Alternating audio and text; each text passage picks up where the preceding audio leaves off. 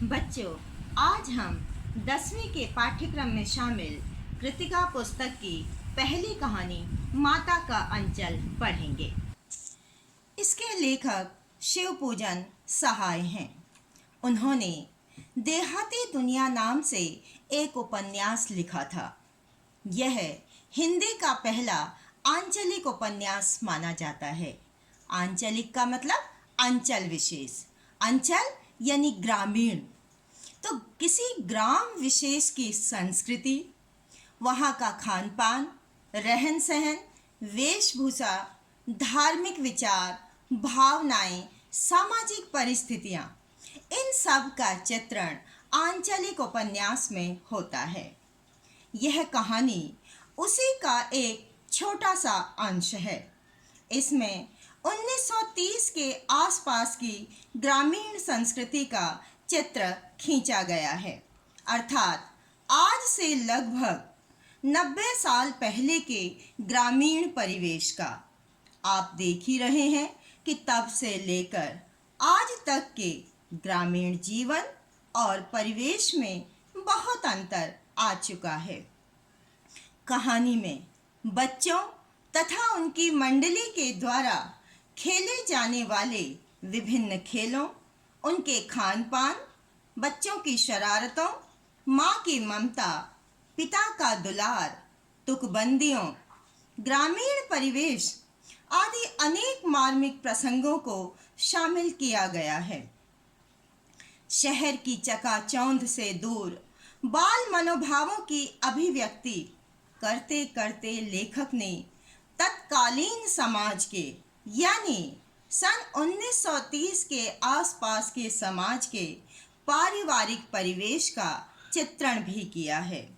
इसमें लेखक ने आत्मकथात्मक शैली में पूरी कहानी कही है, अर्थात लेखक के द्वारा अपनी कहानी को स्वयं बताया गया है।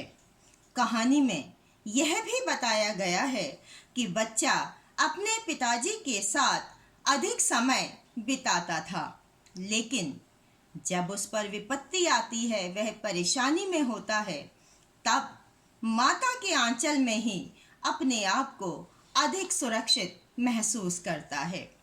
कहानी में मुख्य रूप से जो पात्र आए हैं वे हैं स्वयं लेखक के पिताजी और उसकी माताजी और साथ ही लेखक की मित्र मंडली। प्रातःकालीन पूजा पाठ का वर्णन करते हुए लेखक बताते हैं कि मेरे पिताजी सुबह जल्दी उठकर नहा धोकर पूजा करने बैठ जाते थे। हम बचपन से ही अपना अधिक समय उन्हीं के साथ बिताते थे। उन्हीं के साथ बैठक में सोया करते थे। जब वह सुबह उठते तो अपने साथ ही हमें भी उठाते और अपने साथ ही नहला धुलाकर पूजा पर बिठा लेते थे। उस समय हम अपने माथे पर भभूत का तिलक लगाने के लिए पिताजी को परेशान करने लगते थे।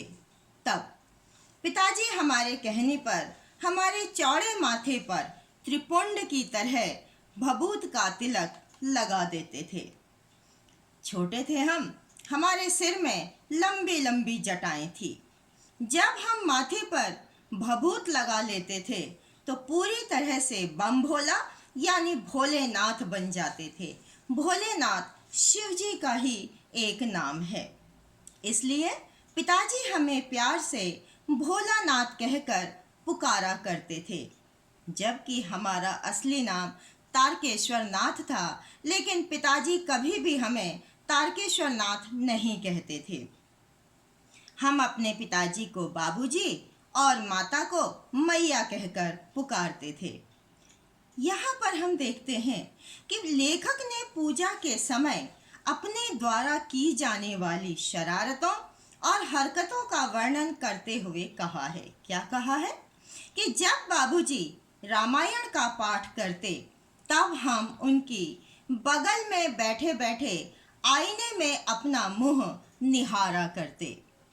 जब वह हमारी ओर देखते तब हम कुछ लजाकर और मुस्कुराकर आईना नीचे रख देते थे और यह देखकर बाबूजी भी मुस्कुरा पड़ते थे।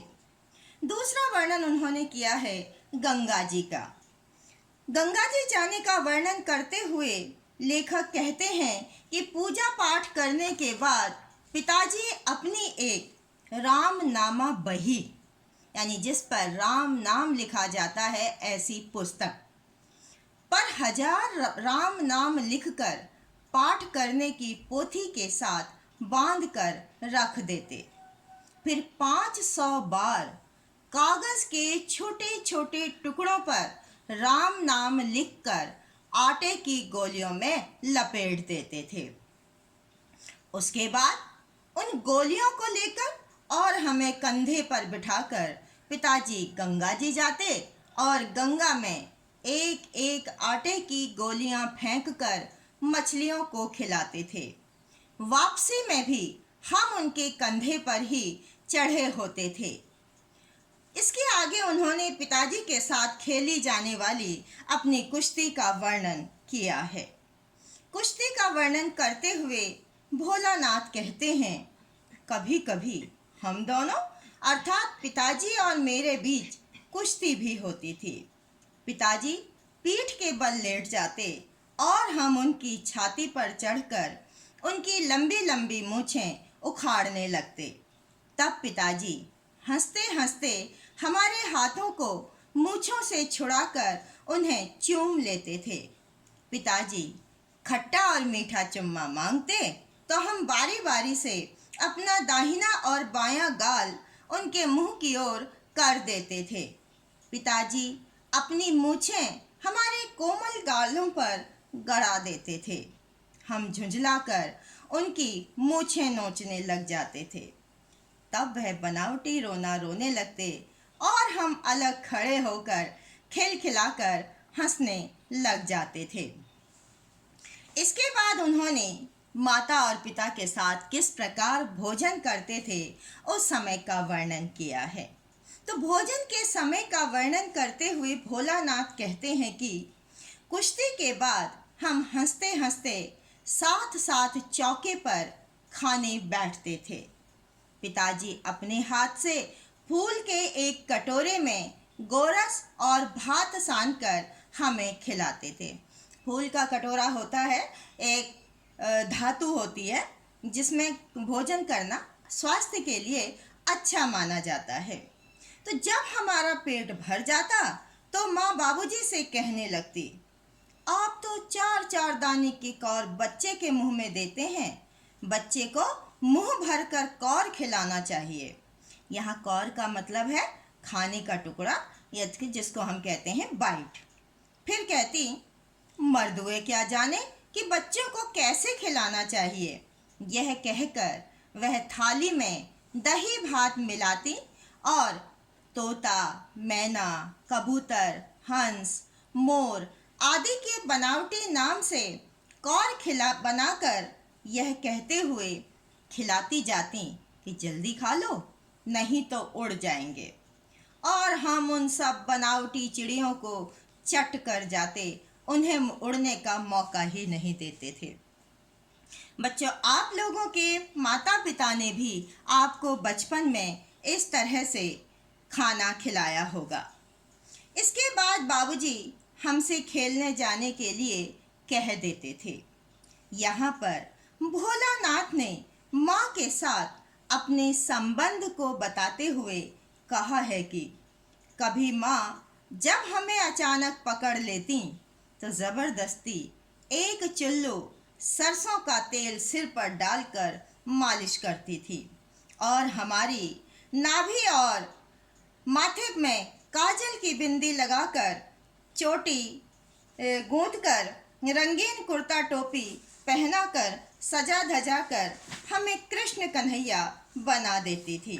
क्योंकि हमारे साथ यह काम ज़बरदस्ती किया जाता था, इसीलिए हम बाबूजी की गोद में चढ़कर सिसकते सिसकते बाहर आते थे। बाहर आने पर अपने साथियों को देखकर हम सिसकना भूल जाते और उनके साथ मिलकर अनेक प्रकार के नाटक और खेल खेलते थे। इसके बाद की कहानी हम दूसरे वीडियो में देखेंगे, जिसमें भोलानाथ ने अपने साथियों के साथ खेले जाने वाले विभिन्न खेलों, शरारतों आदि का वर्णन किया है।